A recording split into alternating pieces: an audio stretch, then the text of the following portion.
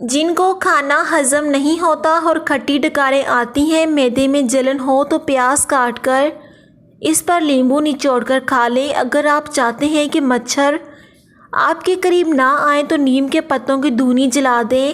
Wash room میں لیمو کا چھلکا جلا کر رکھنے سے کاکروچ بھاگ جاتے ہیں۔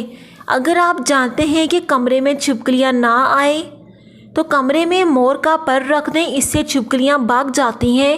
خوشبو لگا کر سونے سے دماغ کمزور ہو جاتا ہے۔ بلی کو گلے لگانے سے خارش کی بیماری ہو جاتی ہے۔ ہونٹوں پر سرسوں کا تیل لگانے سے ہونٹ خراب نہیں ہوتے۔ دودھ میں زیتون ڈال کر پینے سے چہرے کی رنگت نکھر جاتی ہے۔ جن مردوں کو رات کے وقت احتلام ہو جاتا ہو تو دھنیا کا رس پینے سے معدے کو ٹھنڈک ملتی ہے اور اس مرض سے چھٹکارا مل جاتا ہے۔ جگر کی خرابی میں مالٹے کا رس انتہائی مفید ہے۔ خربوزے کے بیج پیس کر پانی میں بھگو دیں اور اس کو چہرے پر لگائیں، آپ کا چہرہ چاند کی طرح چمک اٹھے گا۔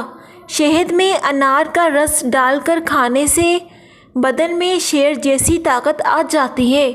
15 دن میں ایک بار بالوں والے برش اور روزانہ استعمال کرنے والے کنگھے کو شیمپو والے پانی سے دھوئیں، کیونکہ خراب کنگھے سے بالوں میں جراثیم پیدا ہوتے ہیں اور بالوں کی جڑیں کمزور ہو کر بال گرنا شروع ہو جاتے ہیں۔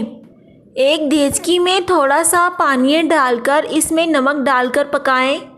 اس کے بعد اس پانی سے سر دھو لیں۔ 1 ہفتہ ایسا کریں، آپ کے بال مکمل طور پر کالے ہو جائیں گے۔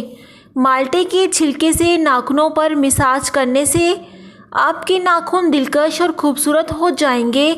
شہد میں گلاب کی پتیاں، تھوڑا سا زعفران اور آدھا چمچ سرکہ شامل کریں اور 15 منٹ کے لیے اپنے ہونٹوں پر لگا لیں۔ جلد آپ کے ہونٹوں کی خوبصورتی میں اضافہ ہو جائے گا۔ نزلہ زکام روکنے والی دوا کھانے سے بال جلدی سفید ہو جاتے ہیں۔ جو لوگ سونے سے پہلے چائے پیتے ہیں ان کا دماغ مسلسل طور پر کمزور ہو جاتا ہے۔ بکرے کی چربی کھانے سے مردانہ طاقت میں بے پناہ اضافہ ہو جاتا ہے۔ بٹیر کا گوشت کھانے سے 80 سال تک بدن کی طاقت کم نہیں ہوگی۔ شہتوت کھانے سے گلے کی خراش اور کھانسی فوری طور پر ختم ہو جائے گی۔ اگر آپ کے نفس میں درد اٹھے تو سمجھ جاؤ گردے میں پتھری ہے، اس لیے زیادہ سے زیادہ پانی پئیں تاکہ پتھری نکل جائے۔